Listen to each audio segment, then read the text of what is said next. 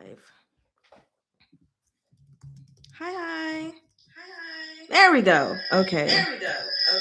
Oh my God, stop it. My sound wasn't on when I first came on the live, so I had to like go out and come back in, but we're good now.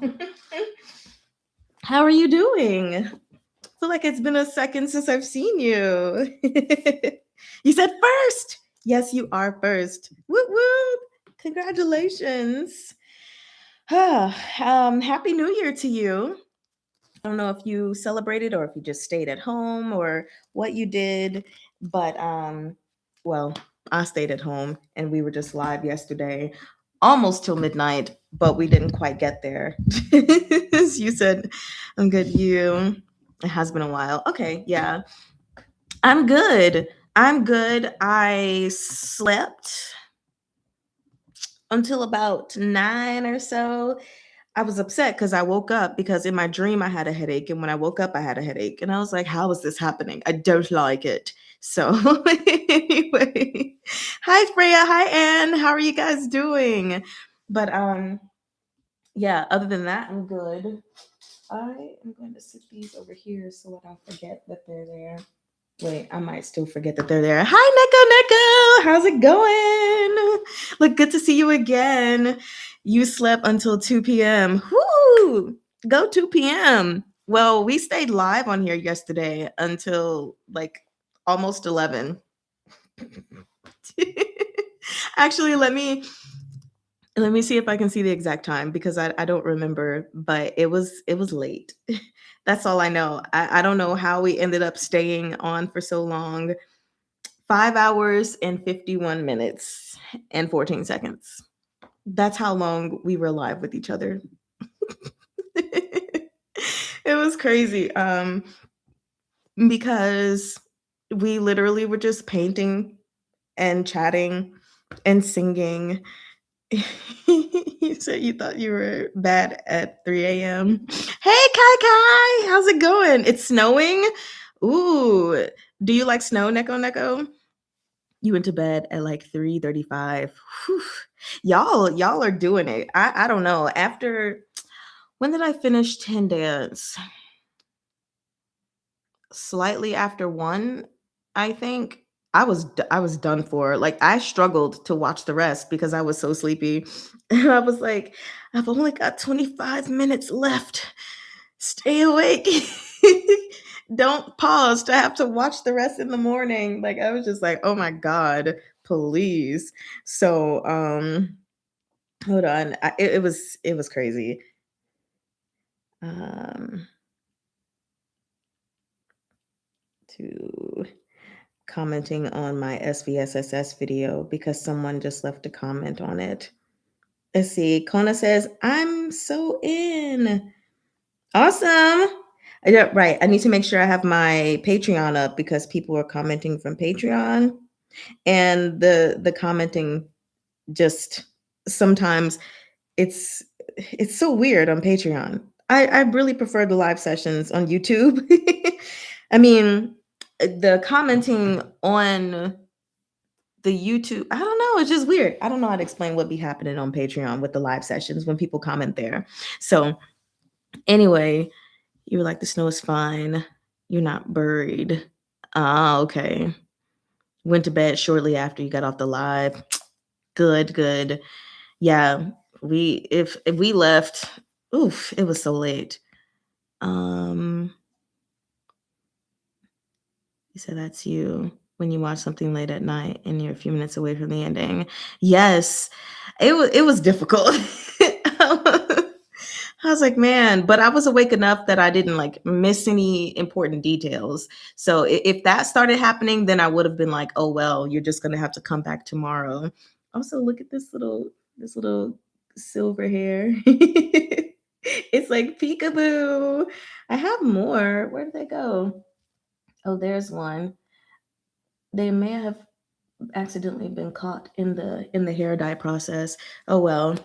I like my gray hairs. Actually, all of my gray hairs are here. Like, I don't know if they're anywhere else because my hair is colored, but I have like 7 here. I think. Thank you. TUB 2010. You said Jesus Freya, that's cold. I don't, what is, hey Siri, what is negative 12 degrees Celsius in Fahrenheit? Oh, that's cold. That's 10 degrees. That's awful. Oh man. When was the last time I've experienced cold like that?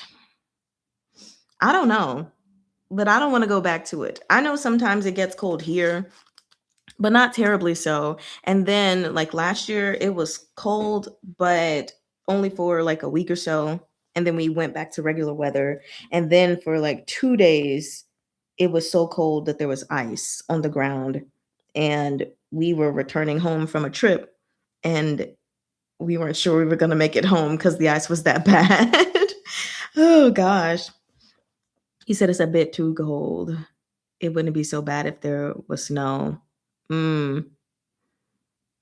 If it's that cold, try walking around for sightseeing in negative 28 degrees Celsius. No. Mm-mm. No, no, no. You said only on the nose, peeking out through the clothes. Look, everything else is covered. Ah, man. So, yeah, today I don't have any plans. All I'm going to do is this. And then probably watch number 24. I don't know. I'll see if maybe what my husband wants to do. Do I need to cook or do we need to go out to eat? Who knows? I guess we'll see. You said Florida yesterday was about 37 degrees Fahrenheit. And now it's about 60. Yeah, I don't know what it is where I am right now, but it's probably not too bad. Let me see. Remind me later. Why do I need to update? Okay. Well, I was gonna try to look at it, but my weather app needs to update. I'm so not used to that. Of all apps. Okay, let's see. Where I am, it is currently 47 degrees Fahrenheit. Okay. That's cold, but it looks like it's supposed to warm up. I mean, it doesn't matter. I'm going to be inside, but it looks like it's supposed to warm up around noon to about 53 degrees. It looks like the highest is 59. Okay. That's not bad at all. Your limit is negative 20 Celsius. And Greece is cold. Oh gosh, it's hell cold. Ugh. I don't know how y'all are doing it. I mean, I grew up in St. Louis and it got pretty cold and the snow would pile pretty high and walking to school in the snow was an adventure, but I do not miss those days. I am not trying to go back to those days. Those days were the worst. So, oh man, I hold on. I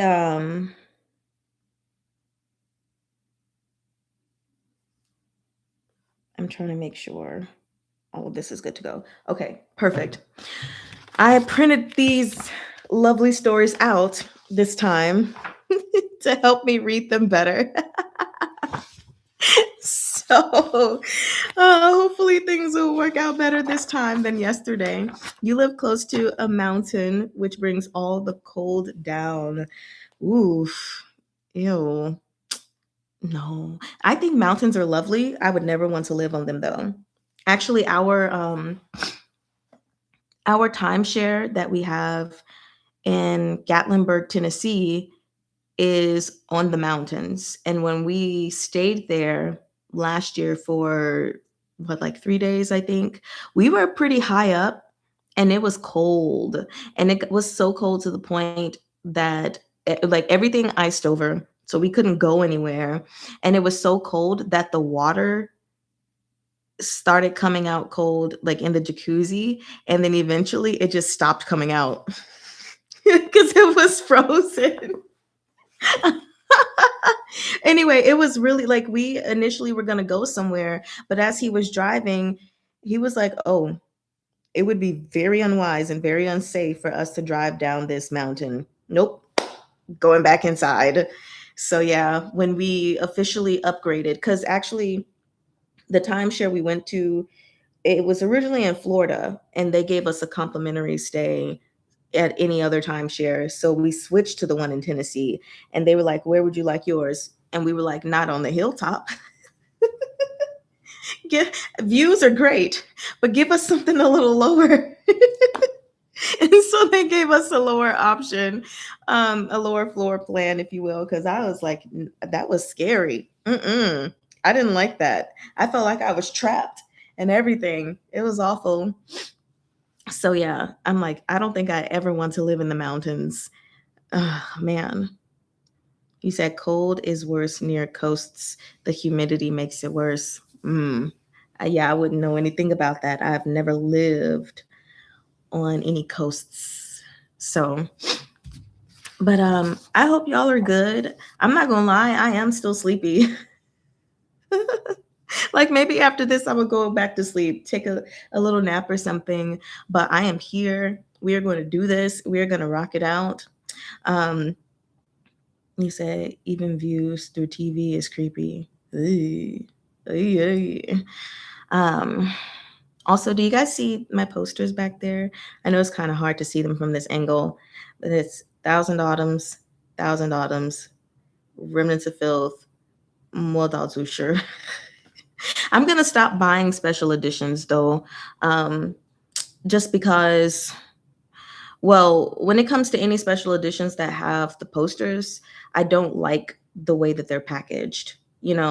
Because they end up having the creases from where they folded them, and that's just not how you handle uh that's not how you handle posters.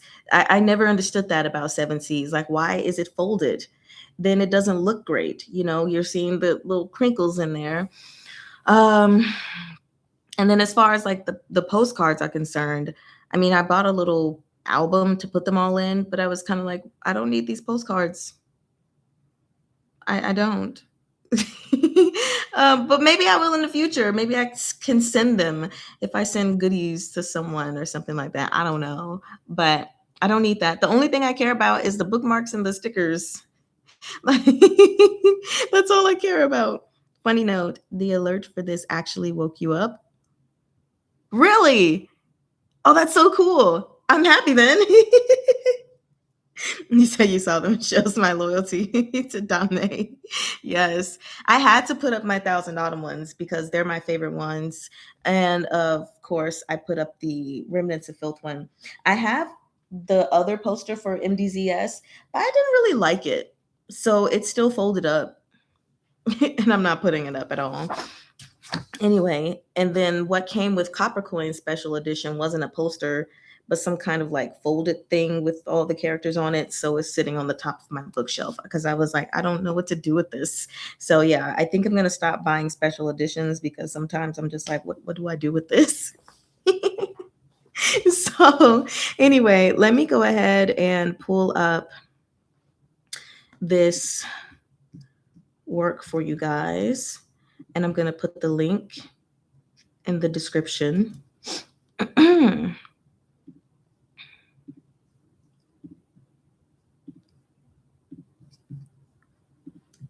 But they look nice. Okay, so this is the first work. NekoNeko. I'm not sure why I did that. Anyway, let's go ahead and get started.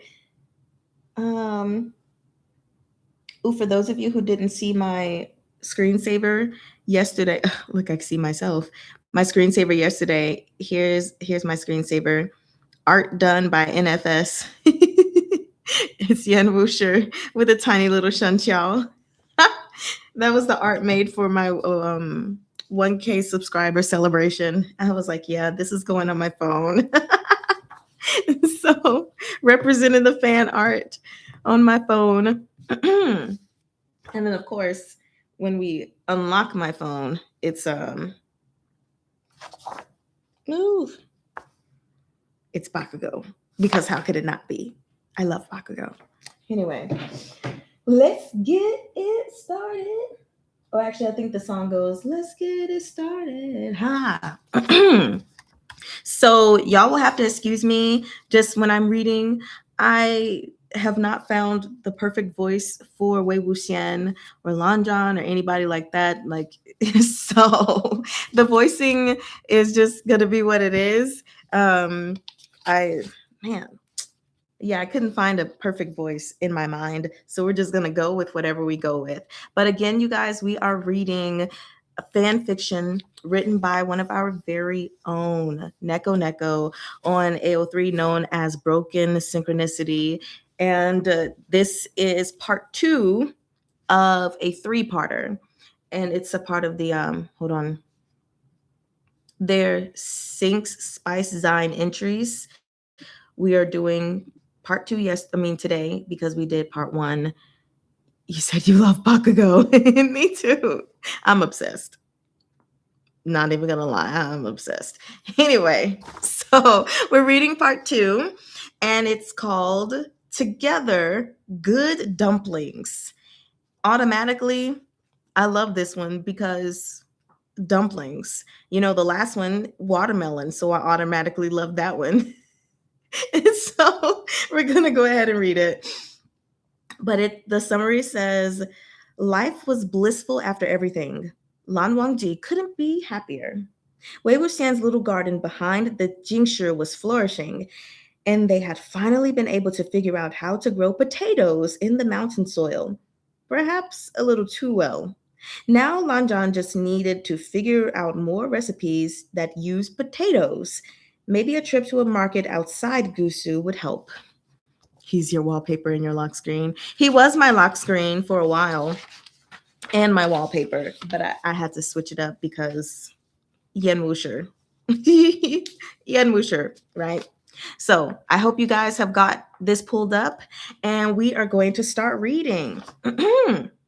Here we go. Move my mic just a little bit more. Okay. So there were few things the Lan prided themselves in more than learning.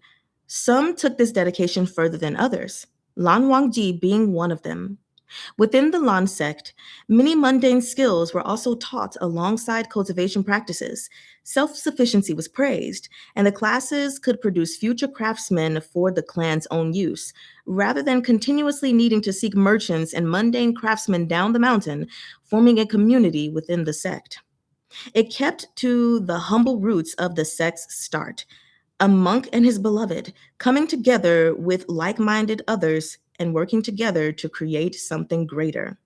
However, this propagated the isolation between the Lan clan and those that lived at the foot of the mountain in Cai. But little by little, that gap was closing in recent times. On that note, by the time Lan Wangji's generation had come of age, all but the classes on wilderness survival had become optional. Many of the inner disciples had opted not to take any of the mundane classes, while most of the outer ones chose one or two, more so they could find other work outside cultivation should something happen, or find occupation within one of the sect's mundane work groups. I think that's very smart.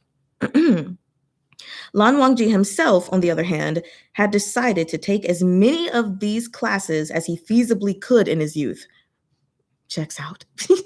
He thought it easiest on himself if he was as self-sufficient as possible, as he was largely averse to socializing.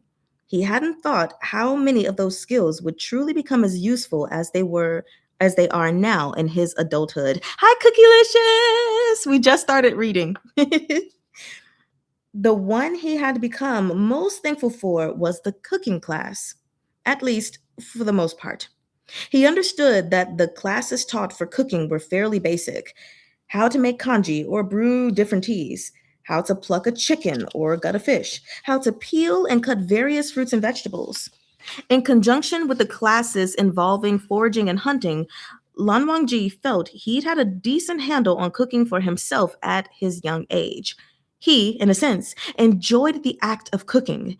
even if it was little more than a bowl of plain congee and steamed vegetables. It wasn't really until after he'd lost Wei Ying, after he'd started traveling to keep their promise, that he truly learned just how basic the classes were. Clan cultivators weren't truly expected to know these sorts of skills due to their riches. Not even the Lan were exempt. The why these classes became choice rather than necessity starkly apparent.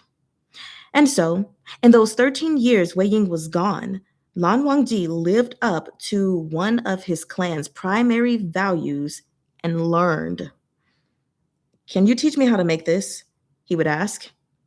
He asked tea shop owners and restaurant cooks, food stand owners, and other travelers. He would accept a lesson as payment when the folk in need were poorer, anyone who was willing to teach him another recipe.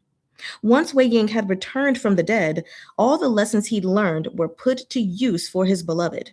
Lan Wangji could make the heavily spiced dishes he knew were preferred and familiar to his beloved easily now. He could still remember Wei Ying's complaints about the food found in Cloud Recess, yes, recesses when they were students. So he endeavored to ensure that Wei Ying didn't force himself to eat food he didn't find palatable. Speaking of Wei Ying and food, he finds his soulmate once more in the garden they'd made together behind the Jingshi. It had taken some time to create the right circumstances for more than just wild grasses and weeds to grow in the Rocky Mountain soil and thin, cool air. But his Wei Ying was not called a genius for superficial reasons. A number of vegetables he uses for their meals comes from this very garden, and he began to understand a little more the toils and rewards of farmers and their fields. Let's see, you said me shoving as many head cannons in my fic as possible. Hi, Leany Arts, nice to see you. Um, Shove all the head cannon in there you want, okay?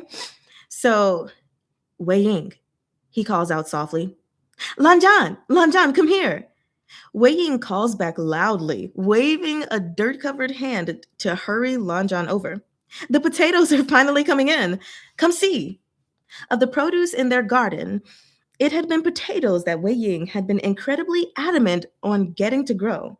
The memory, now hazy at the edges, of an argument with Wenqing over potatoes or radishes to grow in the burial mounds, preceded by seeing Wei Ying for the first time since he'd fled to the burial mounds, arguing with a shopkeeper over the potatoes he was trying to buy, seemed to be what compelled Wei Ying in this.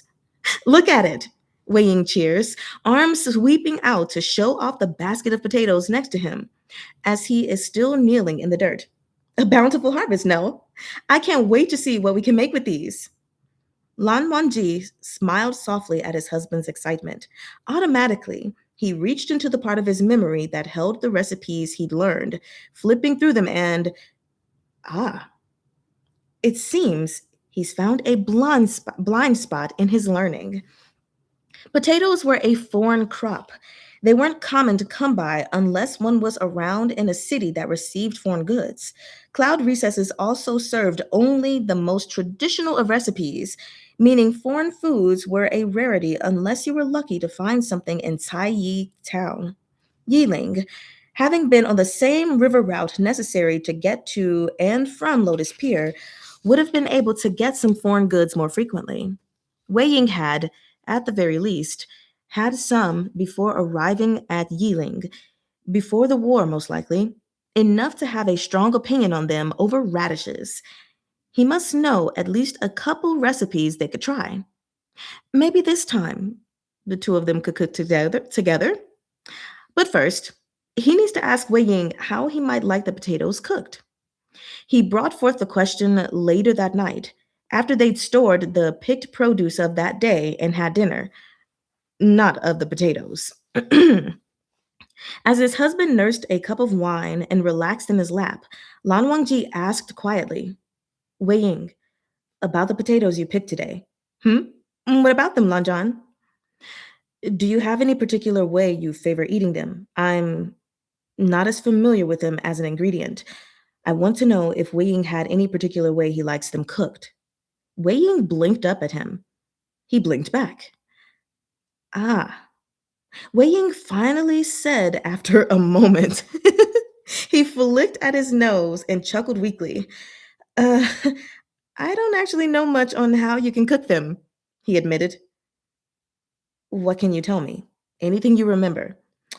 The reason I was arguing with Wen Qing over growing them, she said they're a bit like huaishan, but you don't need to soak them in vinegar before eating them. They were safer. The skin is edible on potatoes, though we use it more as fertilizer at the time. Hold on, gotta get ready to turn the page. Okay. And we didn't do more than toss them in a soup with whatever else we could. Wei Ying explained slowly, eyes going distant at the memories. But I'd never had them before that, so I don't know how else you can cook them. Lan Wangji nodded in understanding, pulling Wei Ying closer. Then I'll look into how they can be cooked. It was easier said than done. Lan Wangji knew it would be, but it was still a bit frustrating. He thinks he has the right idea in looking for merchants who sell foreign goods, but Cai Yi does not seem to get foreign good merchants often. Understandable as, even though the lake in Taiyi is connected to a few rivers, it has only one river that is large enough to support any trade by water, which is where the most foreign goods would come from if how varied Lotus Pier's markets are says anything. And with that thought, Lan Wangji decided he needed to go outside Gusu to learn how to cook potatoes to Lotus Pier. It would be easier not to announce his presence there, since he wouldn't be there on any official business with the Jiang, and since he still would rather not deal with their sect leader. The markets were as loud and overwhelming as any other time he'd been there. The shouting of the shopkeepers and the continuous heady scent of spices from the restaurants tangled in the air, a cacophony of sensory bombardment. As he wandered, looking for someone who he believed might be able to teach him a recipe for potatoes, he picked up a few things he knew his husband would enjoy. Yunmeng style chili oil, for the most part. I love chili oil, you guys. I love food. Can you tell? But chili oil is the bomb. He asks other stall owners if they know where he could find someone selling potatoes or a restaurant that serves them and gets a few possible places to check. He first checked the stall selling potatoes. It sold more than just potatoes. Other foreign produce lined up across the stall, but he specifically searched the potatoes, checking them against the ones they'd grown at home. There wasn't much difference, aside from their potatoes were perhaps a touch smaller in general. And is Daozhang interested in anything? He's looking quite seriously at the potatoes, the merchant asked after a beat. Lan Wangji set the potatoes he was looking over down and replies, My spouse and I have grown some potatoes in our garden, but we are unsure of the ways to cook them aside from putting them in stew. Is there any way you know to cook them? Or a place you sell to that might be willing to teach me? The merchant hummed as he thought. Lan Wangji waited patiently for him. Hmm. While I'm certain you'll find the most common ways to prepare potatoes at the local restaurants, I do know one way that I haven't seen done yet, he finally answered. Lan Wangji perked up at this. Oh? Recipes travel just as produce does. Even if the new region they end up in puts their own spin on it, sometimes one side of the world discovers something similar to another completely on their own. The merchant digs around behind his stall before pulling out a weathered, leather bound book. He flips through it a moment, then flips the book around to show Lan Wangji. It's quite fascinating how such a thing happens. Lan Wangji steps closer to read the pages shown to him. It is a recipe for what looks to be jiaozi, dumplings. Okay. But instead, but instead of meat and vegetables, it's filled with potatoes. Okay. The drawn picture also proves the difference well, as the half moon shaped pieces appear much smoother than that of normal jiaozi, and indeed, it was fascinating to see. As you can see, even on the other side of the world, There are those who know how to make a good dumpling. The merchant chuckles. How long does Zhao have to talk? While I'm sure you don't need more potatoes, you might need other produce from my stand. Lan Wangji returns from the trip with 3 recipes, a bag of bulbous foreign onions, and a plan for a family meal. I'm excited for this. Okay. Han Guangjun. Oh, I got a comment. Yes, I did see that. I didn't read that, I don't think, in the notes. But yes, that is what it is. Han Guangjun, whatever slight I've committed against you, I'm sorry. Please, this is cruel and unusual punishment. Lan Jingyi wept as tears streamed down his face. It was not truly real weeping, however. Lan Wangji had been warned by the merchant that these foreign onions, when cut into, would produce a pungent smell that could produce tears of varying degrees, depending on how sensitive one ends up being to the scent. Jing Yi, apparently, was very sensitive.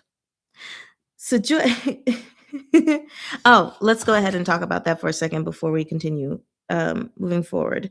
Um, I will let you answer that question because I'm not entirely familiar with it.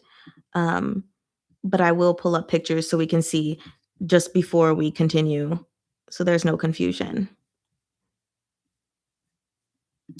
You start to cry, I get the familiar feeling. Okay, okay. So waiting for Neko's explanation, but they look like a version of dumplings. Yeah. So this one is potato and cheese.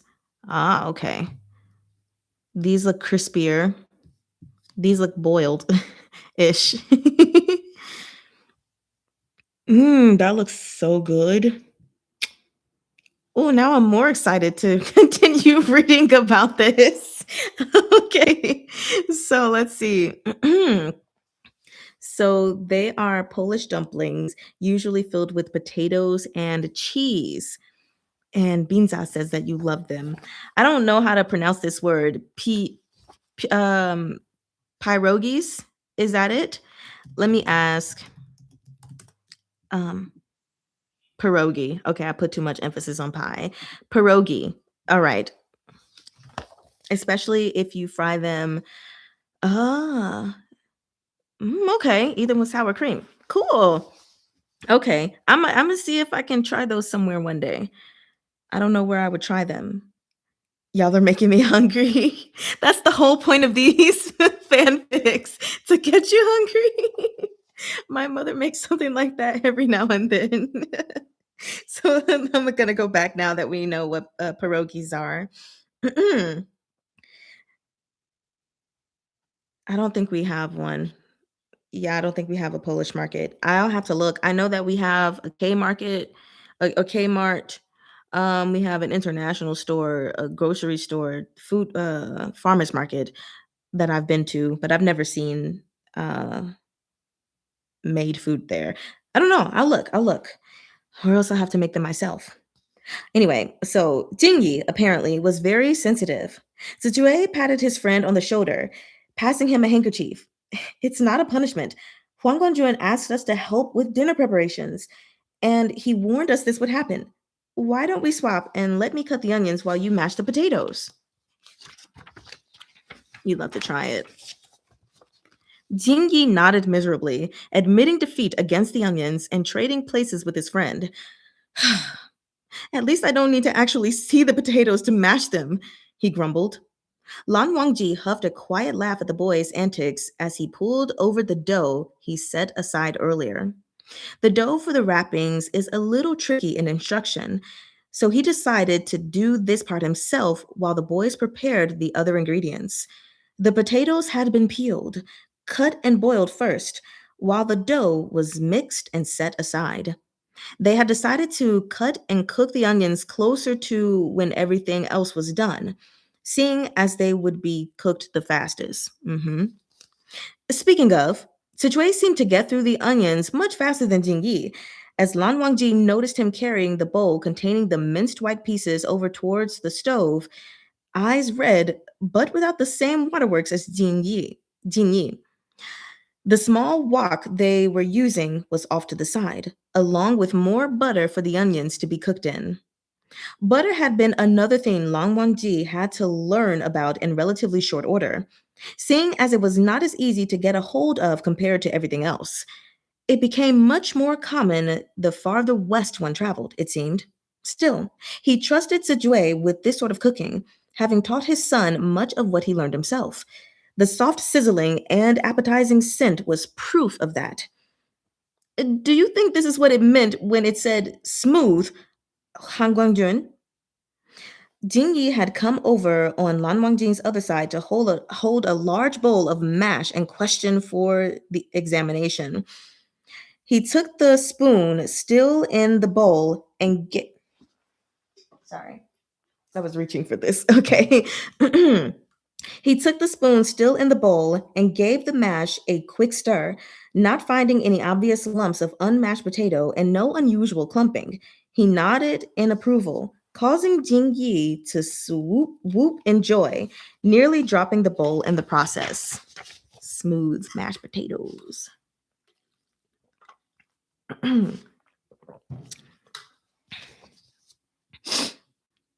Okay. Jing Yi has worked hard. Take a rest for now, he told the younger Lan. Oh, that was the wrong voice. Jing Yi has worked hard. Take a rest for now, he told the younger Lan, who nodded in relief and set the bowl next to Lan Wangji's bowl of dough. You said you just got hungry. Sorry, not sorry. We're going to keep reading, which will probably make you hungrier. As Lan Wangji worked the sectioned off piece of dough to its necessary thinness, a fourth person entered the kitchen. Something smells good in here. What's my husband cooking this time? Wei Ying. Senior Wei. Oh, all my favorite lines in one place. Now that's a welcome home. Wei Ying beamed from the entryway. He plodded over and buried his face in Lan Wangji's back, embracing him from behind. Lanjan, you haven't answered my question. We're making jiaozi, Baba, Sejue answered instead. You've come just in time to help stuff and fold them. Wei Ying perked up at that. Jiaozi? What kind? I don't see anything that normally would go in jiaozi. Han Guanjun found a recipe that used potatoes, Jingyi declared. He asked us to help, so that's what we've been doing since we got out of classes. Wei Ying was quiet behind him before he felt Wei Ying squeeze his middle tighter. Oh, no. Okay. Lan Zhan was quiet behind him before he felt Wei Ying squeeze his middle tighter. Lan Zhan spoils his husband, he admonished with no heat, and Lan Wangji simply smiled softly. Wei Ying deserves to be spoiled. Oh! Oh! Okay. Wei Ying squeezed him once more before letting go and stepping up next to him. Okay, so how do we make these potato jiaozi?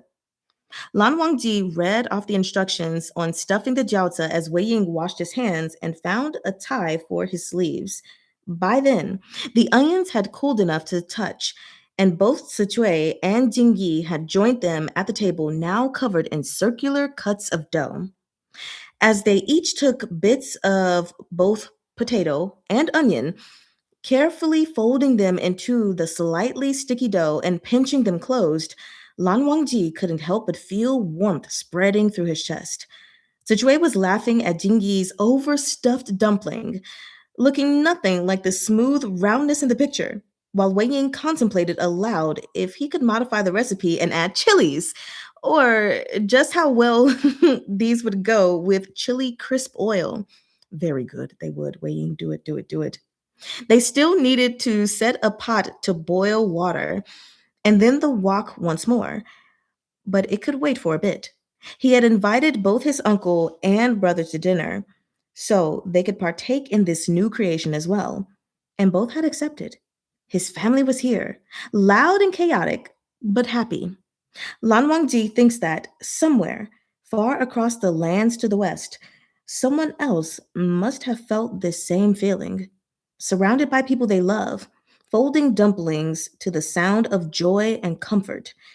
For truly, even on the other side of the world, people come together to make good dumplings. The end of part 2. I liked this one a lot. I did. You said you're gonna have to get a snack. You will steel yourself and endure. Be like Stacy. Go get you a snack. Hmm? Go get you a snack. So that's the end of the second one, aka part 2. I thoroughly enjoyed this one.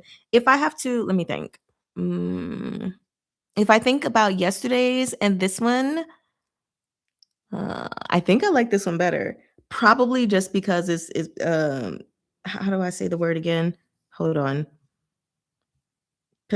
Pigori instead of kimchi. No, I'm kidding. That's not why I like it better. I just really like the way that this one was written. A cute little story, and I think it was also funny how Lan Wangji was like, I'm going to take all of these classes so I can become as self-sufficient as possible, only for him to realize that, oh, no, those classes were basic AF. And so I just love the effort he puts into going to restaurants and stall owners and stuff and learning how to cook and truly understanding the importance of that. And then when it comes to potatoes, going out and doing the investigation, since Wei Ying himself doesn't know how to do anything, but he wants to make this moment special. And I just really appreciate the little effort that he put into it. That was so cute, so sweet. So I like this one. What are you guys' thoughts? You said you love the fluff.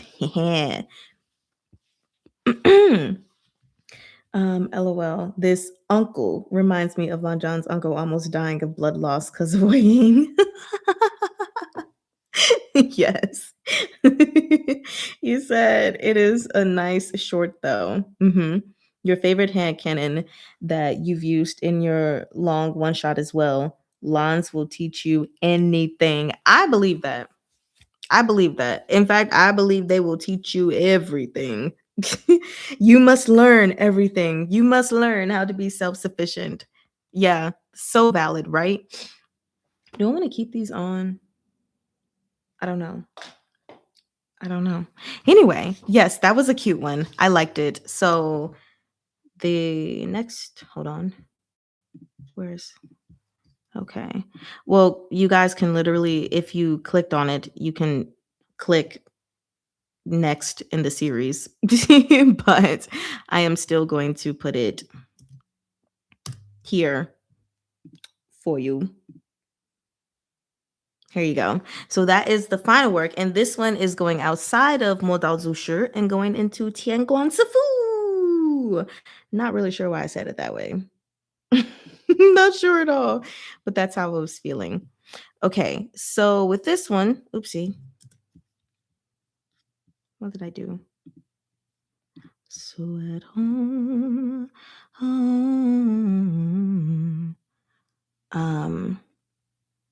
I will make sure also, I forgot to put them in the description. We're reading from one set of these short fics, but Neko does have a long one shot and a long unfinished fic, and I'll give you the links for those as well. We're not going to read the long one shot, and obviously we're not going to read the unfinished fic, but I do want to give you guys at least those links.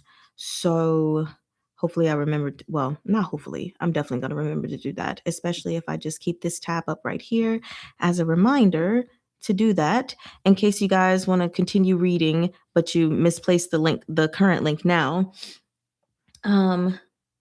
You say, yay, I haven't read anything with Shelly-Ann in a while. Neither have I. That's why I'm just kind of like, whoa, it's been a minute because like after I read TGCF,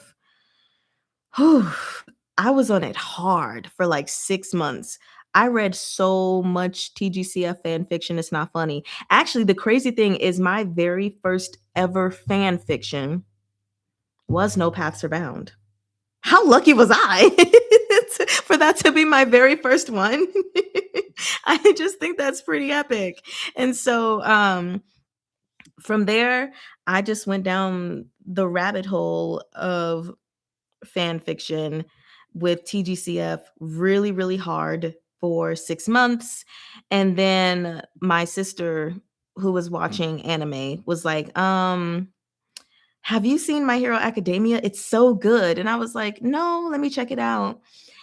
And I kid you not, I was watching the first season of My Hero Academia and I was like, it's okay. I'm not really feeling this. I don't know what happened and how it grew in my system. But I suddenly went from it's okay. It passes the time to being obsessed.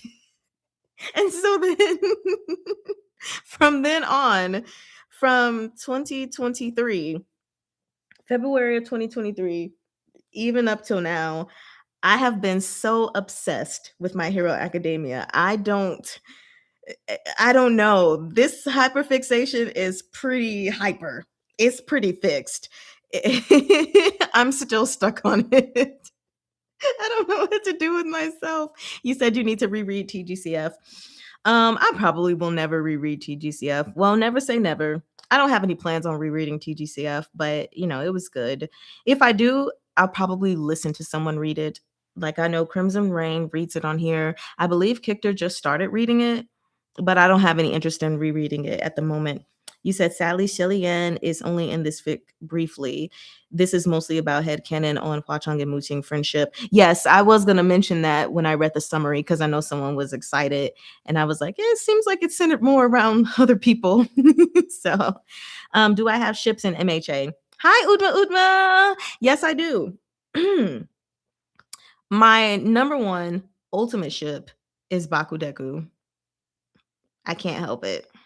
I absolutely can't help it. But then after that, oh, I love some good Shindeku.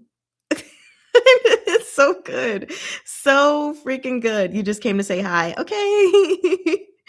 You need to finish watching MHA at some point. Yeah, because it's done now. And then, so yeah, Bakudeku is first. Shindeku is second.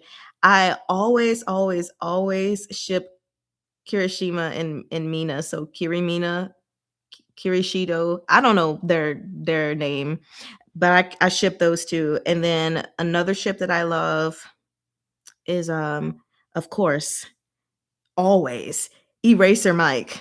That actually, if I have to put things in order that I love them, Bakudeku, Eraser Mike, Shindeku, Kirishima and Mina.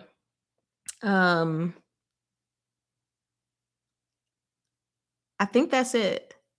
Those are pretty much my only ships. I do like Totodeku to a degree, but like a lot of sometimes the fan fiction I read on them was kind of lackluster compared to others. Actually, one of them I dropped. Like the story seemed interesting, but Deku called Shoto so boring, and I was like, yeah, he is boring, and so is the fanfic. I was like, when does he get interesting? But I couldn't read anymore. I was like, okay, we're just gonna be done here. You're a multi-shipper. You ship a lot of ships. You own that river, ain't you? Shipping all those ships. I also like Shin Totodeku. That's like the only poly ship there that I ship. I love it because I've read a couple and I'm like, ooh, Shintoto Deku is so nice. A ship that I tried, but when I read a fan fiction, I was just like, I cannot.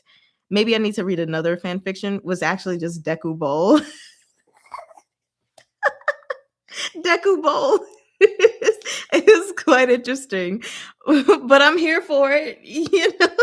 I just didn't like the fan fiction I read on it, so I never tried it again. I was like, okay, this is a little sloppy, if you know what I mean. But those are my favorite ships. You said you're really eepy today. Oh, I think you meant sleepy. Or maybe you meant eepy. That's okay, me too. I'm gonna take a nap once we're done here. You love Todo Bakudeku. You're you're shipping all the ships. He's like, here's one ship, go on the sea. Another ship, go on the sea. Be free, my ships. Yeah. Those are my favorite ships. Yeah. I never ever ship Kiribaku though. And I know lots of people love it, but I never do. Never. I don't even read them either. Actually, the only time I read a Kiribaku ship is if I guess the main story is still centered around Deku, of course. Then if there's Kiribaku in there, I'm like, it's whatever. But reading Kiribaku ships centered fanfics, I don't. Mm-mm. You said you don't like that ship either. I don't know. Like I get it, but for me, they just seem really broy. So I just never see the romance there at all. Because it's broy. That's my word for the day. Bro E. That's how you spell it. You just like Bakudeku that much. Me too. Me too. Actually, before we get started, because we're about to read this one really quick, I just want to take a quick little break in between. I was watching this video on TikTok, right? And this guy was like, well, My Hero Academia has ended, you guys. Bakudeku fans, how y'all feeling? Because they didn't end up together, basically. And he was like, nowhere ever did in the show was it hinted at that they would be together. And he just like started going into this spiel and he was like, see, he's with Ochako, which that was not confirmed in the show either, in the anime. And so he was like, yeah, no, I don't understand why y'all are shipping people that are just rivals or just bros and have a great rivalry. Like, why are you shipping something that's not there? There's no romantic chemistry.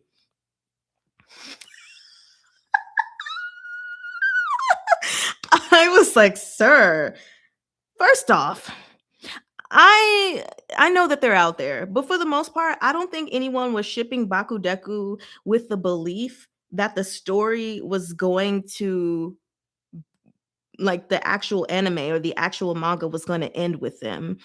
I think it was pretty like, to me, even as a Bakudeku shipper, it was pretty clear that Bakudeku was not going to be the end result. Also, from what I know, when it comes to a lot of shonen and stuff like that, even if they have the simmering tension between two male characters and you can see the romance, like, it just doesn't. We don't have any, to my knowledge, for real, like, gay shonen like that. It's always just like hinted at. But then, so the other thing, I was just like, I mean, shipping is just for fun. Like, who cares who we're shipping? We know that some characters aren't going to be together. The point of this is just like for fun, and that's why fan fiction exists. We can make the ships. And then I also was just like, sir, have you never heard of the trope rivals to lovers? What do you mean they're just rivals? Like, that is literally an entire trope. Rivals to lovers. Doesn't make sense. But then also, I was like, how are you saying that people are shipping something that's not there when it's clearly there? Because now I know some people do ship some like weird ships that don't make sense. Like, they'll ship one character with another character and they literally interacted like one time. But for the most part, I was like, if people are shipping Bakudeku, it's because what they are seeing, they see something in their chemistry. Just because you don't see it doesn't mean it's not there. Especially when it comes to other people's experiences or their beliefs and stuff, what they're seeing is what they believe to be romance or what they have experienced or seen as a form of romance and chemistry. So you don't get it, maybe because, I don't know, maybe because you're not gay or because you don't really look into stuff like that when it comes to homosexual relationships. Who knows? But I was like, if people are shipping it, that's because they see things that present it, that make it there. Because had it been literally just Bakugo being such a, a bad guy and then evolving to be a better guy. Like, I just feel like if the dynamic was presented in a different way, even still with this character growth, but it didn't seem like any romance or any chemistry at all, then the ship probably wouldn't have been created, because there are a lot of characters in anime who interact on a consistent basis and people aren't shipping them together. They're just in the story together. But there is something about the two of them, how Deku responds when things happen to Bakugo, or how Bakugo knows everything about Deku. Like, I was just like, okay, go sit down somewhere. Because they talk about the Bakudeku fans so much, and how we're crazy or whatever. But it's like, y'all are literally antagonizing us all the time. Like, we're just living our lives shipping Bakudeku, and y'all are constantly getting upset that we're shipping them instead of Izuchoa. And y'all are constantly like, see, how y'all feeling now? Oh, look at that. Look at this. Look at that. You're so stupid. And it's just like, leave us alone. Like, we're just having fun. Most of the time when I see Bakudeku shippers, they aren't all up in Izuchoa feeds and like, your ship is stupid. It's always just only pointed toward Bakudeku. So I was just like, what? You always ship the impossible ship, right? Been there, done that. Bakudeku really reminds me of Sansunaru. That's from Naruto, right?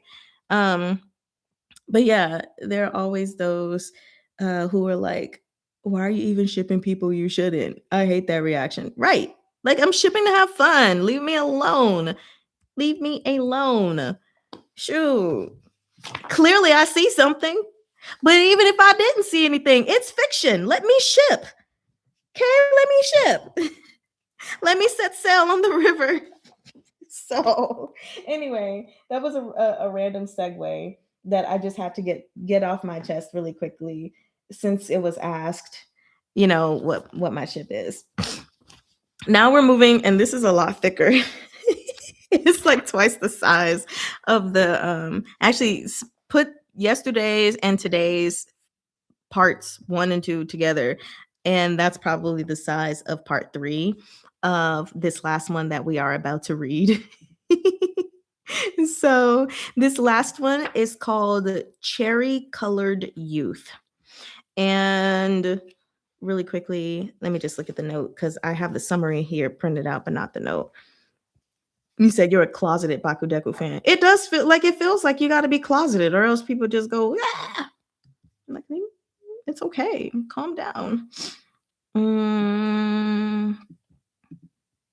Okay, so really quick note, just so y'all know.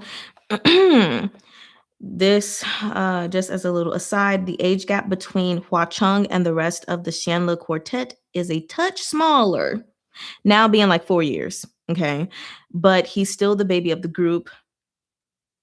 Just one of them closer in age. So let's go ahead and get started on this one.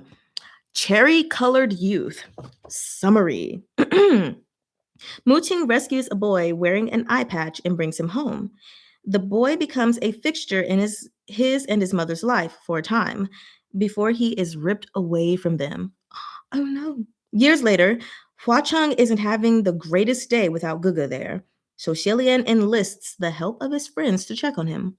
Mu Qing is the only one available. Poor Mu Qing. He's like, ugh, fine. No, I'm kidding. So here we go. I think I'll be okay without my glasses. We'll see. I just felt like they were tinting my color a little bit.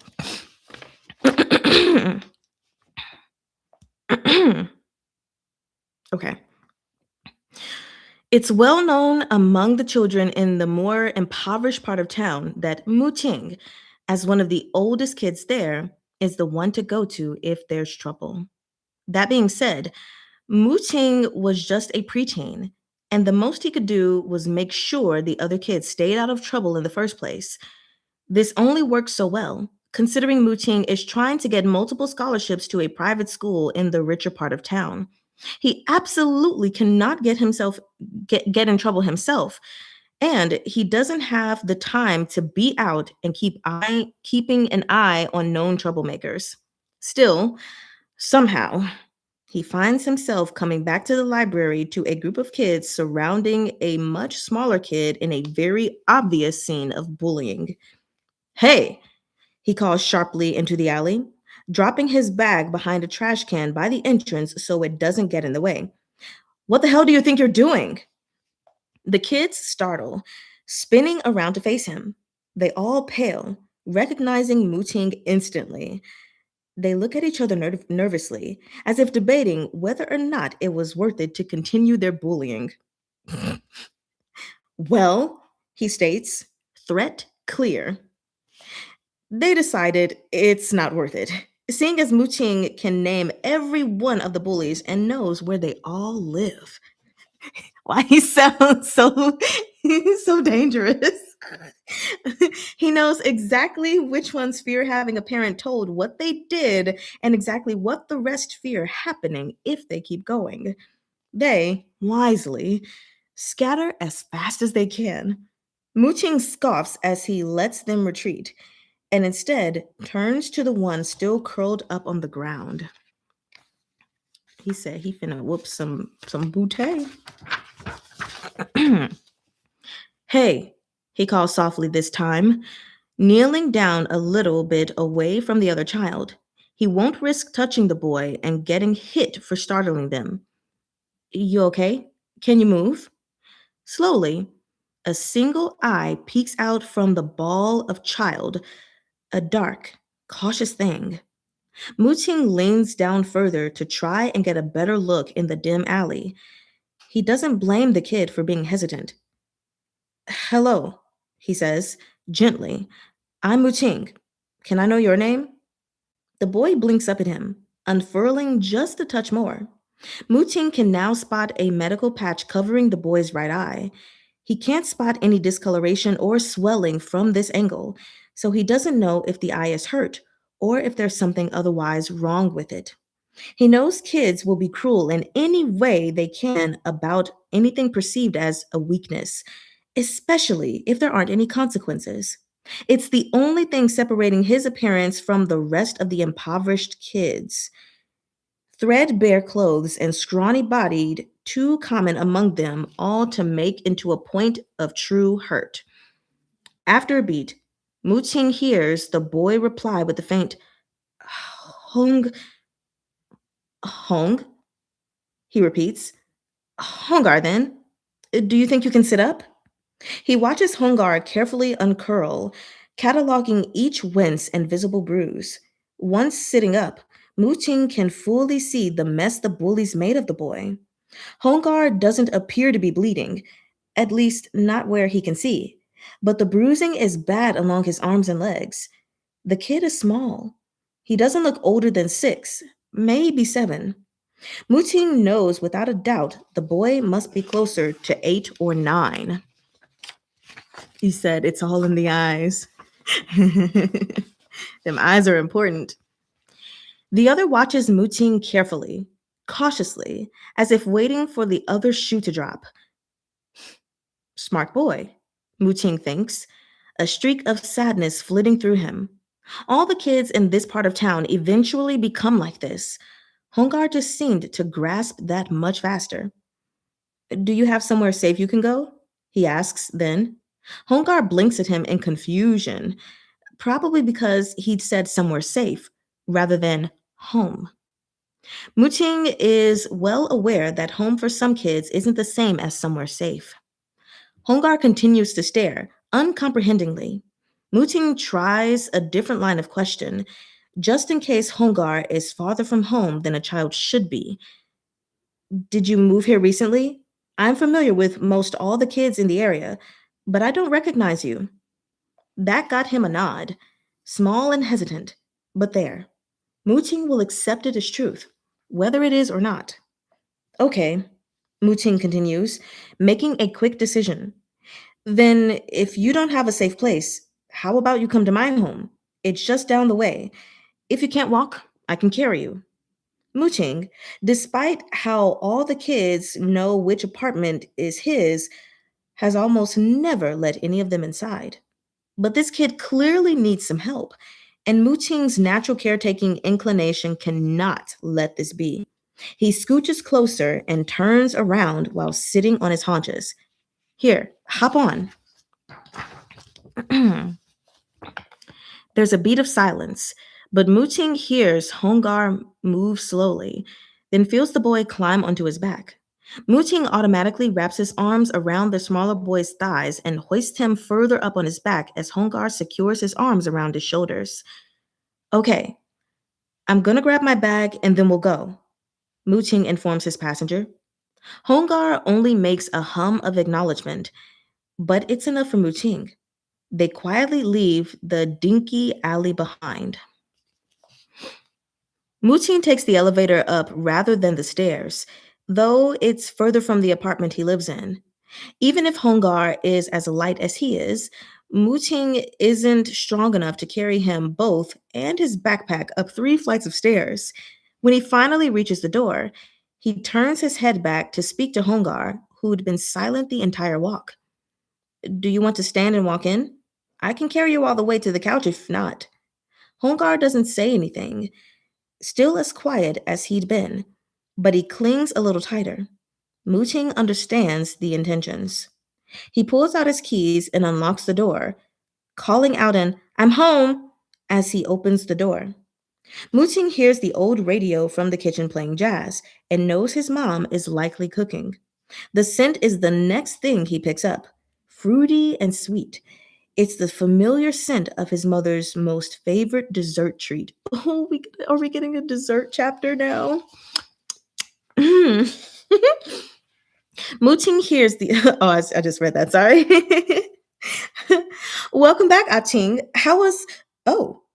His mother leans out from the kitchen entryway into the living area, intent on greeting him as usual, until he knows she spotted Hongar.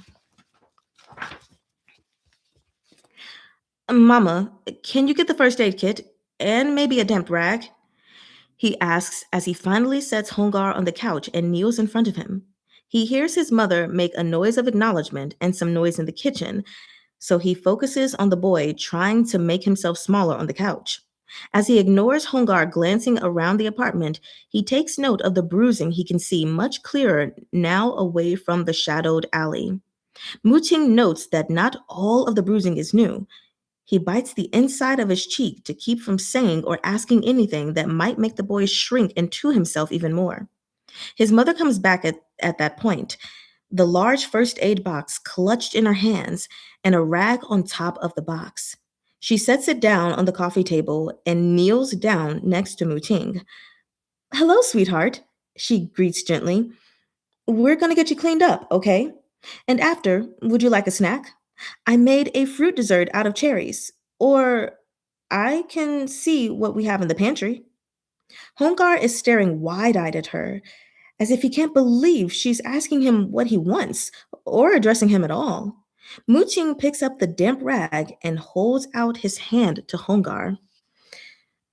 We can start with your arms. We can start with your hands and arms, then your face, okay? We won't move the patch if you don't want us to, Muting continues. He sees Hongar tense at the mention of the medical patch. Whatever is up with his eye, it's a sensitive topic. Hongar continues to stare, emotions warring on his face, before he finally hesitantly nods and places his hand in Muting's. You said, good thing I got a snack just now passing by a kitchen. Yes, it is a good thing you got a snack. Also, hold on really quickly, because speaking of all food again, there was something I was supposed to do but didn't do. And I need to ask can you please pull the ground beef out of the freezer? Okay, there we go. Okay.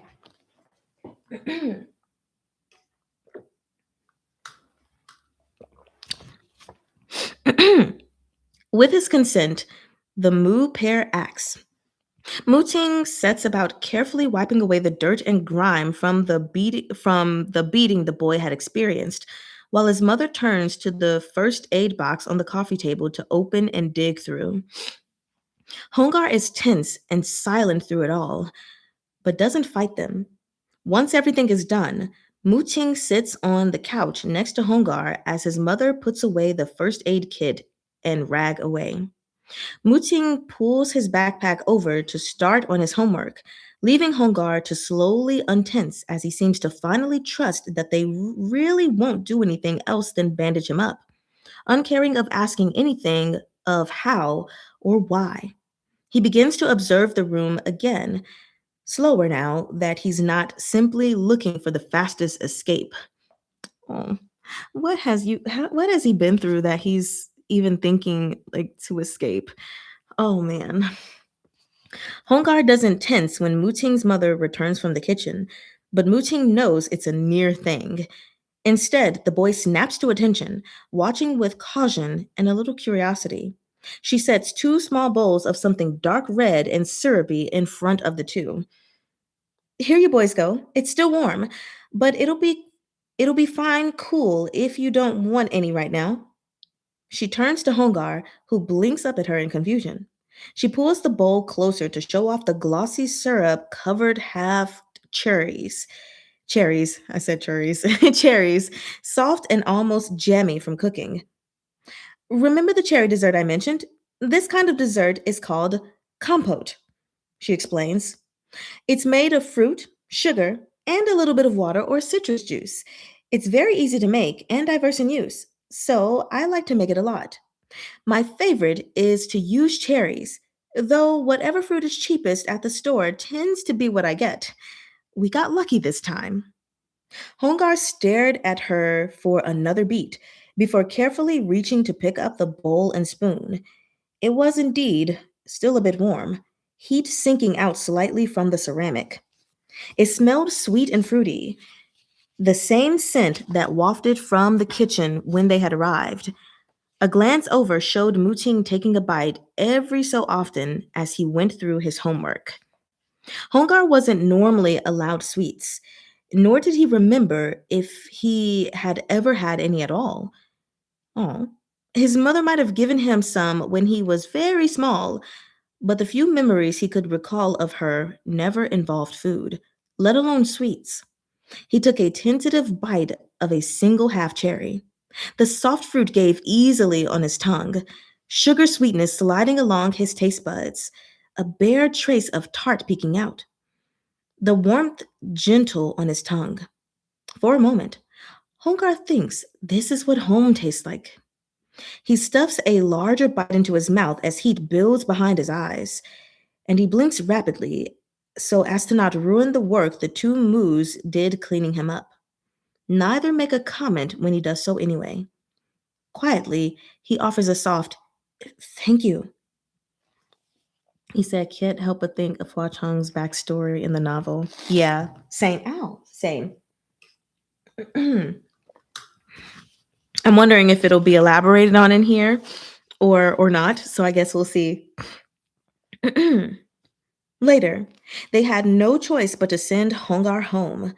Muting walked him the 2 blocks to the turn off where Hongar had stopped to indicate the street he lived on. Muting told Hongar that he could come to Muting's place again if the boy needed a safe space. Hongar nodded hesitantly, then turned and bolted down the street. Muting watched until he couldn't see Hongar anymore before turning and walking back home, wondering if he'd see the little boy again. It was all of 2 days before he indeed saw Hongar again. Like, you just smile. Is that your way of saying, I guess I'll figure out? Okay, let me keep reading then. Okay, you found it. Thank you. This time, however, it had been his mother who had brought the boy back. Hongar even had a ratty backpack full of homework. Hongar stayed until the sun began to set. So his mother's still here. Okay. Sorry. Hongar stayed until the sun began to set. Then Muting would walk him the 2 blocks to the turn off and watch until he couldn't see the other boy. Gonna figure out the secret plot. Right? This pattern continues. Sometimes it is Muting who finds Hongar. Other times it is his mother. Hongar never shows up on his own, but he never fights going back with him. He's often quiet, unobtrusive, never asking for anything, but never refusing anything given to him. It's nearly 5 months of this when the moose finally found out what's under Hongar's patch. It had been pouring out, the pair of children running as fast as they could to get back to shelter in the Moo family apartment. Once there, the two were ushered into the bathroom as Mama Moo went to get towels. Once brought, Moo Ting scrubbed Hongar's unruly hair to dry it as his mother did his, though much more gently. The boy has filled out a bit with at least one consistent meal Hongar got at the Moos, and while still quiet, is no longer constantly looking like he's waiting for the other shoe to drop. The only one consistent meal? Well, it says at least one consistent meal, but just seeing that sentence there, period, is concerning. Like, oh, is he not eating enough? Okay. Things like this, the more obvious caregiving had progressed from there, with this one exception. Your patch is definitely ruined, Mooting mused aloud. Mama can get one of the spares. Mooting drapes the towel he'd been using to dry Hongar's hair over the boy entirely, knowing that Hongar wouldn't remove his medical pouch unless no one could see his face. It had used to be that Hongar wouldn't even let them be in the same room as him when he needed to take it off, but they'd progressed to the point that as long as Hongar could hide his face, he didn't mind the Moos being in the room with him if his patch was off. Hongar's hand disappeared under the towel as Mooting went and hung his on the towel rack. When Mooting turned back around, he found Hongar frozen with his hand still under the towel. Chinga. Hongar's hesitant voice was muffled slightly by the towel. What's wrong? Mooting asked. Stuck. Stuck? What's stuck? My hair. Ah. Mooting understood. The strings around Hongar's ears must have gotten tangled in his hair due to Mooting's vigorous drying. With Hongar's hair being as long as it was, just starting to brush his shoulders, and just how easily it tangled, it wasn't unprecedented. Sorry. Mooting tugs at the towel lightly. Can you show me? It's better to see how tangled it is before we try anything. Hesitantly, Hongar lifted the towel over his head and let it fall to the floor, allowing Mooting to see the tangles. It seemed to only be on one side, thankfully, but it was on Hongar's left side. Mooting gave a couple experimental tugs on the string, trying to gauge how the snarls wrapped around the string and how tightly. We might be able to just cut the string and slip it off, he said. That way, we won't have to cut your hair. I'm struggling to turn the page. Okay, there we go. Stop it. He dug out the cuticle scissors they kept in the bathroom, slipped his fingers under the string to protect Hongar's temple from the scissors, and quickly snipped the upper part of the string. The patch then fell forward, awkwardly flopping onto Hongar's cheek now that it was only held up by the part still tangled in Hongar's hair. Hongar instinctively blinked with his eye now completely exposed. A bright, ruby red eye. Mooting, having been so close and watching so insistently, froze and let out a soft, huh. Hongar immediately slapped a hand over the newly exposed eye, scrambling back in a panic. Mooting flinched at the sudden movement, dropping the scissors in his shock. Don't move so suddenly when I have scissors that close to your face, he scolded, reaching down to get the scissors. I could have hurt you by accident. Hongar just stares, terrified and uncomprehending. Mooting merely puts the scissors away and pulls out a brush in its place. Then he picks the dropped towel, holds it wide, and throws it over Hongar. You're going to want to brush your hair out before you put a new patch on, Muting calls as he leaves the bathroom. Though, if you want Mama to brush it instead, you'll have to keep the patch off until most of the tangles are gone. With that, Hongar is left alone in the bathroom, fearful, yet confused. Probably confused because he didn't get the reaction he expected.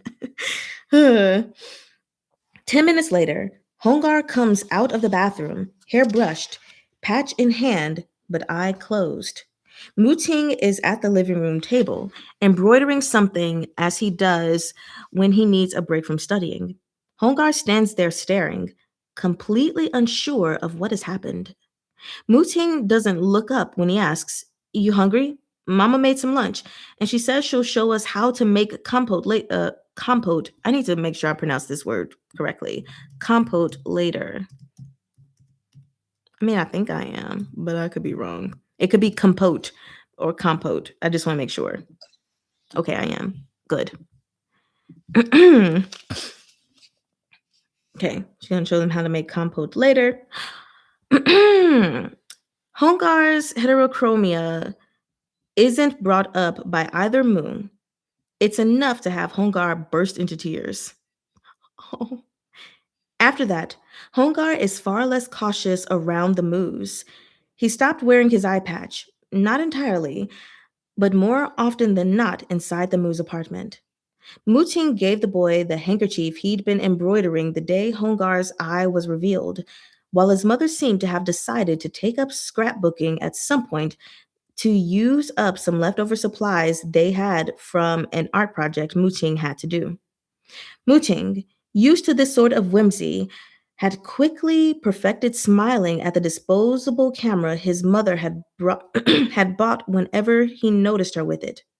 Hongar, unfortunately, had not. And so, many of the pictures taken had Muting smiling brightly, while Hongar either wasn't looking at the camera or had a startled, deer in headlights look. Very few had both of them smiling. Things went like this for another few months. Hongar continues to look better under their care. The bruises, however, never truly go away. Hongar, no matter how long he has been visiting the Mu family, that's all it is. Wait, I'm sorry. I'm going to read that again just to process it better. Hongar, no matter how long he has been visiting the Mu family, that's all it is. A visit. He still has to go back to his family at the end of the day. Hongar cannot stay, even if they want him to. It all comes crashing down almost a year into Hongar's continuous visits. Uh-oh. Muting waits impatiently at the corner that has become the designated spot for Hongar to meet him at. He's been here for almost an hour. Sure, he's usually here first, but Hongar is never this late since he started regularly coming to the moos. He's starting to worry, and his instincts are telling him something has had to have happened. Muting paces for another few minutes when suddenly several cop cars and an ambulance rush by. He can't stop himself from watching as they pass him down the street and make the turn onto. No, Muting breathes in terror. Please. He has never run as fast as he did after that ambulance. Now, Muting doesn't actually know which house is Hongar's. In all the time they had been together, Muting had never pried, nor had Hongar offered up the information. Muting had only ever gotten the general direction when he walked the other to the corner they parted on. He ran for at least another block, spotting the houses of the bullies that had tormented Hongar that distant first time they'd met as he went. By the time Muting finally saw the cop cars and ambulance once more, he was almost halfway down the second block. Nearly crashing into the fence of the house next to the surrounded one he believed was Hongar's, Muting tried to force air into his lungs as he took in the scene while trying to keep his spent body upright. He could spot a pair of adults sitting in the backs of a pair of cars. Whoa. muffled yelling and screaming coming from them.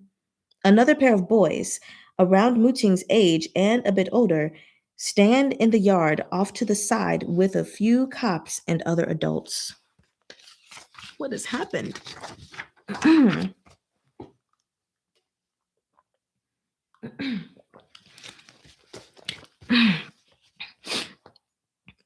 But the thing that held Muting's eye was the stretcher being wheeled into the ambulance. On said stretcher was a tiny, tiny body whose face was covered in blood, and Muting felt his heart nearly stop. He knows that, even if he were to run after the paramedics, he wouldn't be allowed on the ambulance to follow after Hongar. He knows that Hongar will not be returning to his family's custody after something like this.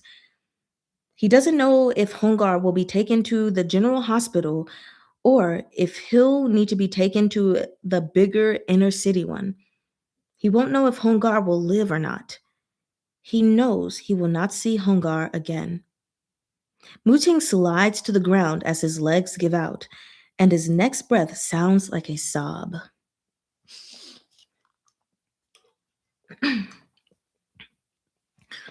Years later, after many ups and downs in Muting's life, with his two lovable idiots, Xielian and Fengxin, at its epicenter, he'd finally found his life stabilizing into something he could call happiness. Yes, very sad. I was just like, oh my God. The only hitch in that happiness, however, was one giant, red, one-eyed speed bump. Hua Cheng is particularly spiteful toward Muting, of course.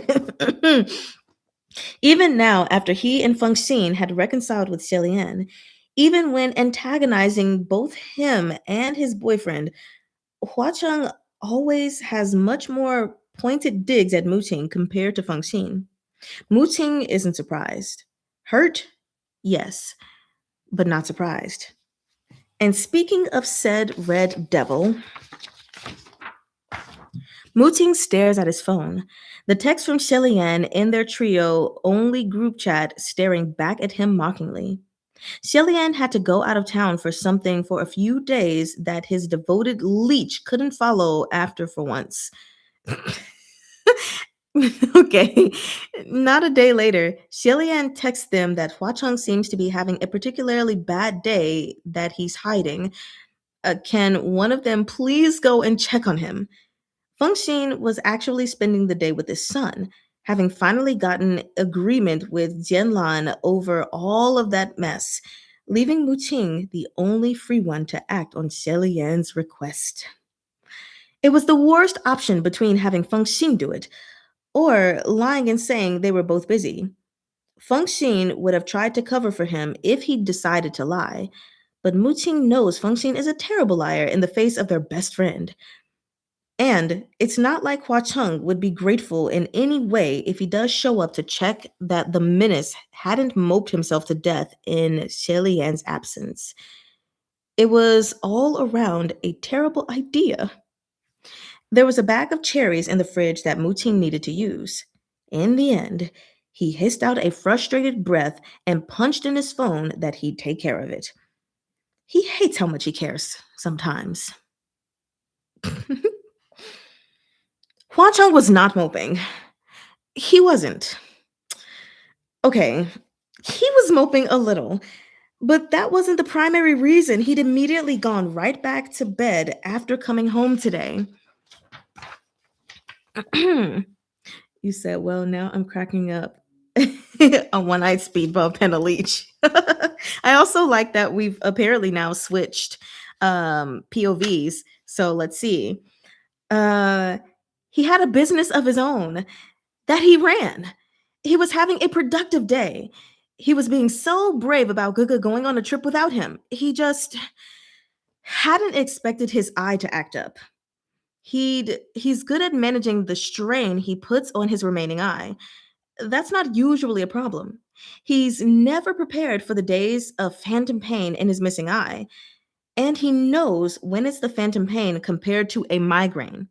He hates both, but at least he can treat the migraine. He can't do anything about the phantom pain. So forget about finishing anything he'd meant to do today. He can only wallow in his own frustration as the false pain signals bring with them unwanted memories. At the very least, he can wallow in his room in the dim midday dark in silence as if he did have a migraine. That was always a bonus. Or it would normally be if he hadn't just heard the front door to his and Shelly-Ann's apartment open. He must not have been subtle enough about how bad his day was going when he talked to Shelly-Ann earlier, and now one or both of those idiots probably came in using the spare key Shelly-Ann had given them. By the sound of, or lack of sound, it was probably Chinga Mooching. Feng Xin would have long made his presence known, but Mooching wasn't quite as predictable. Hua Cheng doesn't know what Muqing will do exactly. Maybe leave some cheap convenience store food in the kitchen and then leave, telling Shilian that Hua Cheng wasn't there when he checked, but left something so Gugu wouldn't worry. Something to get him in and out with plausible deniability. Because what else would that gutter rat? The door to his and Shilian's room clicks open and closed. Hua Cheng doesn't move from his current position, curled up on the side around Guga's pillow, though it's an effort to keep his breathing continuously steady. How dare he come into Hua Cheng and Shilian's private space? It didn't matter that he always had access to Chinga's home back then. He would never have it again now, and Chinga doesn't recognize him anyway. He listens intently to the soft pad of feet coming closer to the bed, and then the sound of something plastic being set on the bedside table. The feet don't leave, however. Instead, he hears the sound of someone sitting on the floor and leaning against the side of the bed. What the fuck? After a beat, his curiosity wins out over his stubbornness to ignore the other. Slowly, he rolls over as if he could make it so he wouldn't be heard in the otherwise complete silence. He first spots the tuft of black hair peeking over the edge of the bed. Then his eye is drawn to the table. On it is a Tupperware container and a spoon sitting on top of that.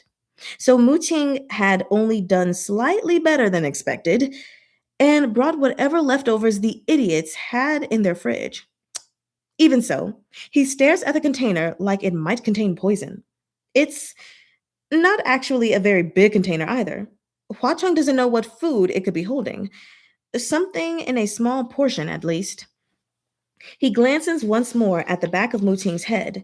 Muting used to do this all the time when they were kids, sitting silently next to Hongar, not engaging, but still offering quiet companionship as Hongar would eat his fill. As if Hua Cheng was still that grubby kid, as if Muting remembered. He decides to see what it is Muting had brought. He's sure he could find something to snipe about. He's sure he could find something to snipe at about the food. He pushes himself up into a sitting position and picks up the container and spoon.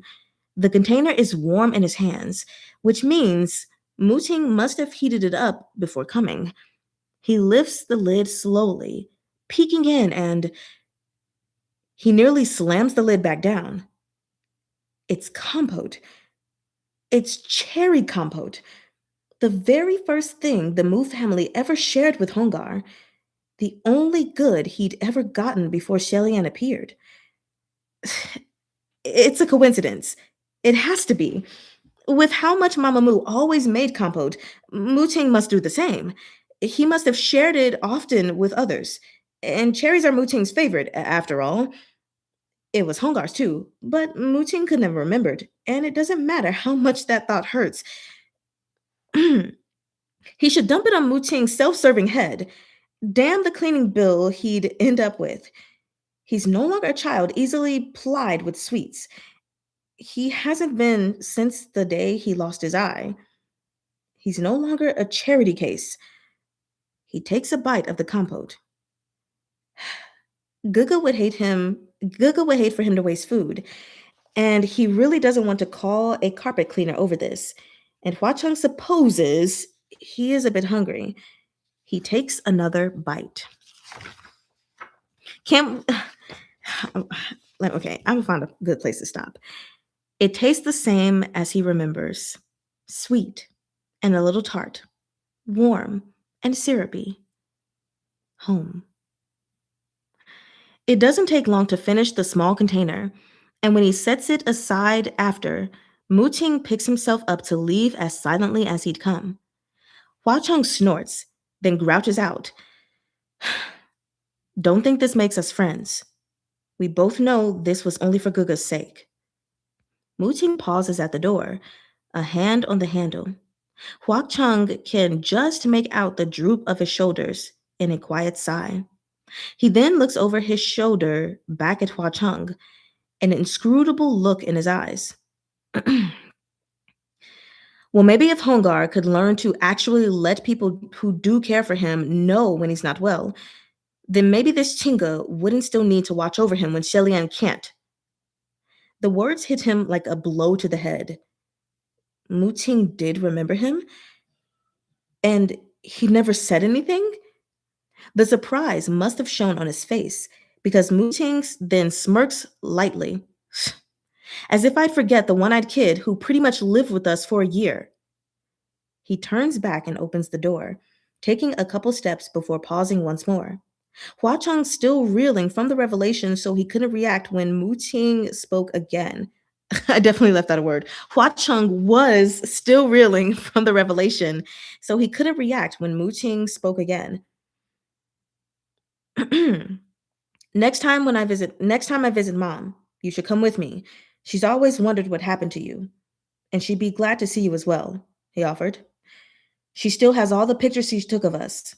I know Shelian's been wondering if there were any pictures of you before you lost your eye.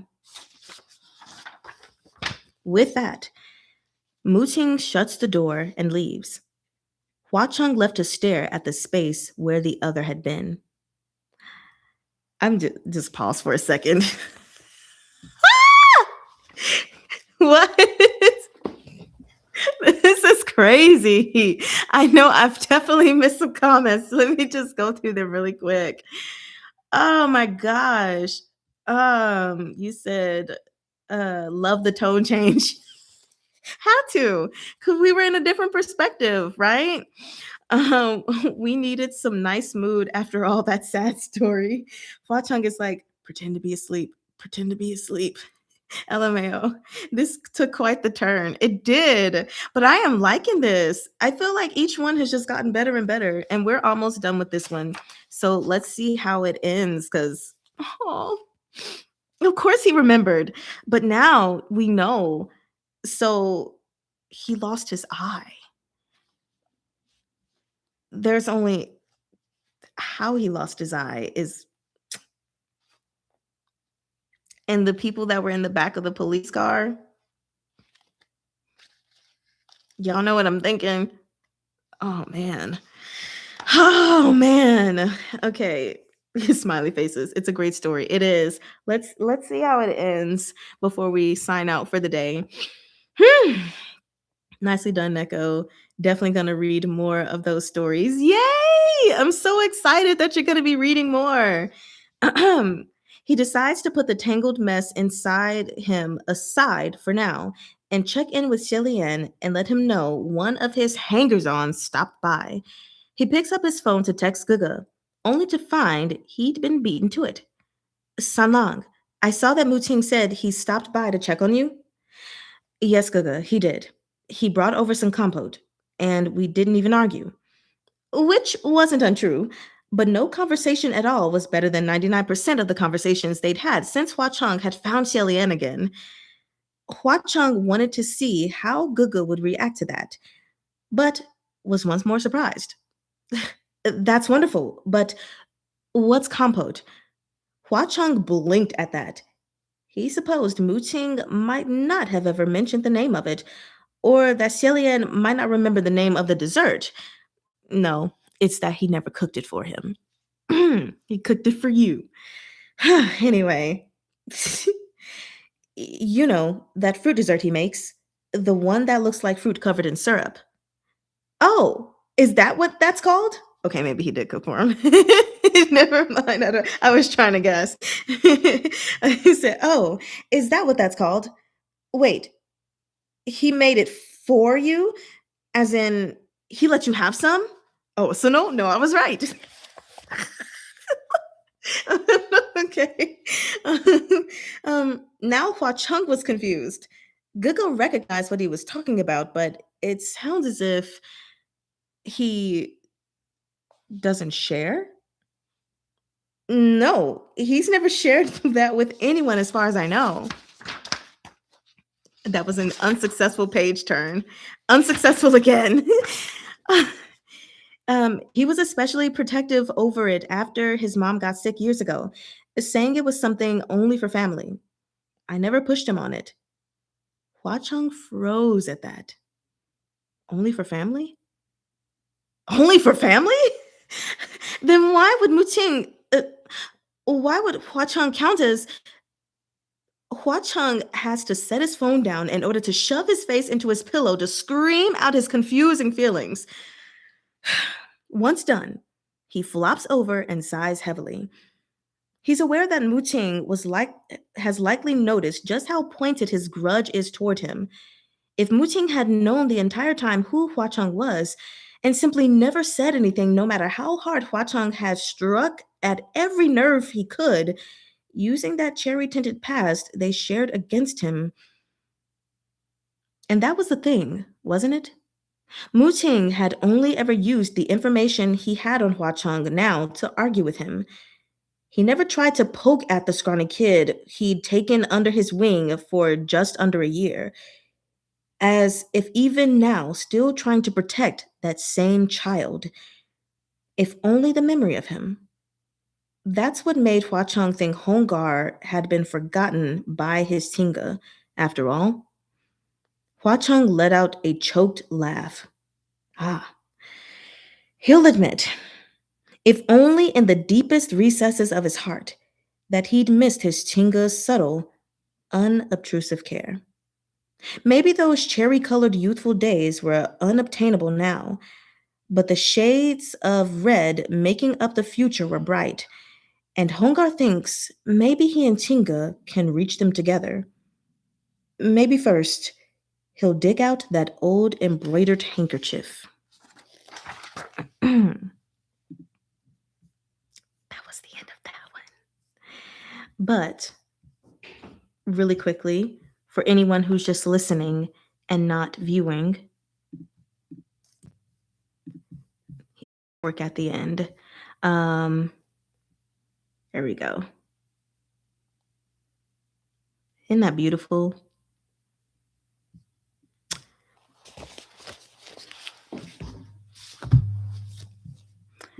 Let's see. Oh, Stacey said, same here to gonna be reading. This is cute, but sad story. Yes. Mu Qing was always kind of picky on sharing stuff, if I remember correctly. It's a cute art, I admit. Yes.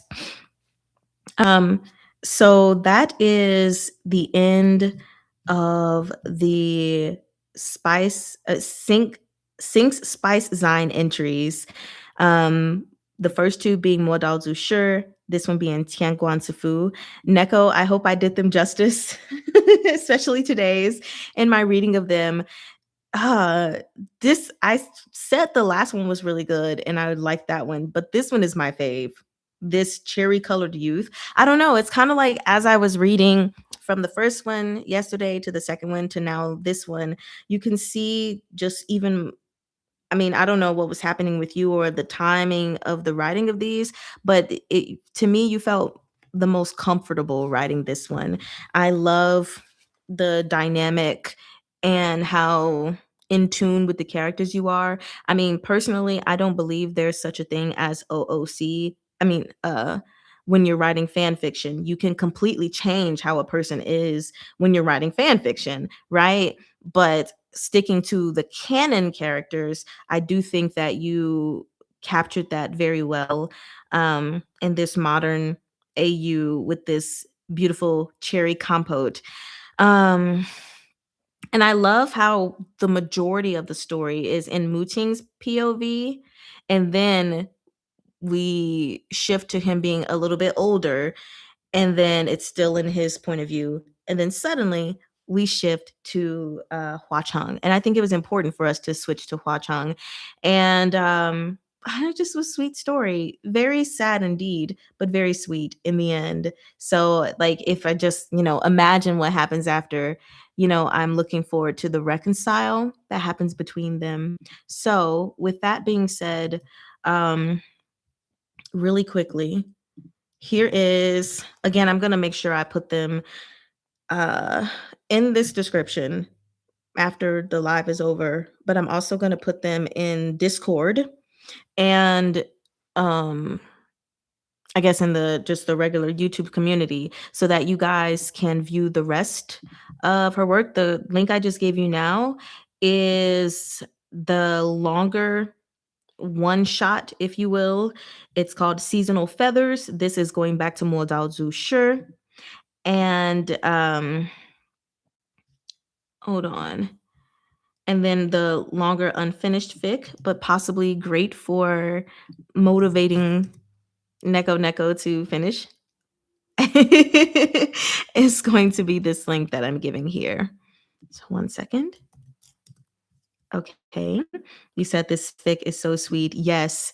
And this one is also in Mò Dào Zǔ Shī, and it's called To Let It Bloom. I like that title. So far, it has 3 chapters and 9,835 words. So I hope you all dig into those and see. Oh, I'm sorry. I also need to make sure that I put kudos on the ones that were just read today. Oh wait, nope. I have to do it from here because I'm not signed in. Oh, okay. Sorry, I'm doing this in real time. Want to make sure that I show my support on AO3. So then moving to the next work, gonna put my kudos. I said what I said in this live session, so I don't think I'm gonna leave a comment here. But these stories were beautiful, Neko. Thank you so much for sharing them and giving me the opportunity to read them. I hope I did the 2 today justice. And yeah, I hope you all enjoyed these. Based on your comments, it looks like you did. I'm glad you all also liked the artwork. Neko, could you tell us who did the artwork? Or was that put in the notes and I missed it? Hold on. No, I don't see it there. Okay. Oh wait, I'm on the wrong thing. That's why I don't see.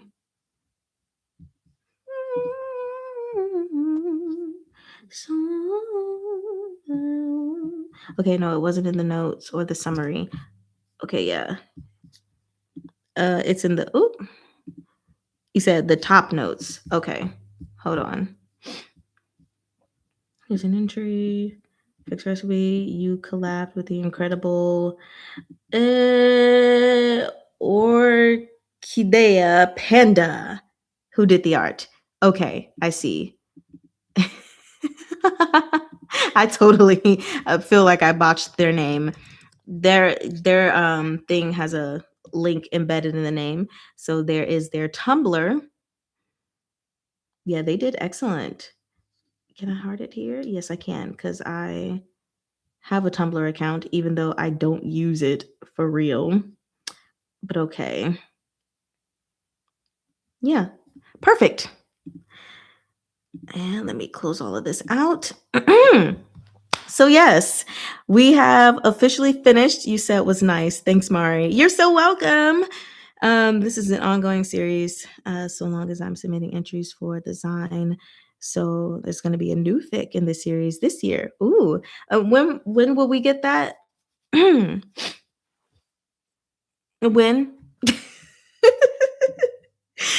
Also, now that I know that, then I'm also going to turn on my alerts. Although you can just tell us, but I want to go ahead and Oi, Nikama. Oh, wait, how do I do this? I don't know. Oh, I guess I can't turn it on because it's technically listed. What isn't there usually an option where I can? Okay, I'm gonna figure that out in a second. Sometime in November. Oh, it's so far away. Okay, well that's fine. We'll be patient then. Just let us know. But also, again, in Discord, as you're working on your longer fic, feel free to give us updates there, like when you have more chapters and stuff. So for anyone who wants to read some Mò Dào Zǔ Shī fanfic written by you, they can go check it out. Anyway, I hope you all enjoyed this session together. I am going to go ahead and get off this live. I don't want to dilly-dally too much. I do want to go and see about my husband, spend a little time with him, and I want to eat because I'm famished. I think that is the word to use after reading so much about food today. Thank you very much, NekoNeko. So you all have an excellent rest of your day and or night. And I will see you all. Oh, really quickly. I'm sorry. Just because I don't know who's still here from those who originally got on. But for anyone who has not joined the Discord just yet, here is the link for that because it is invite only and the link expires every 7 days. But here is the link that I'm sending out. If you want to join our Discord, go ahead. There are rules that you have to read first before you can interact.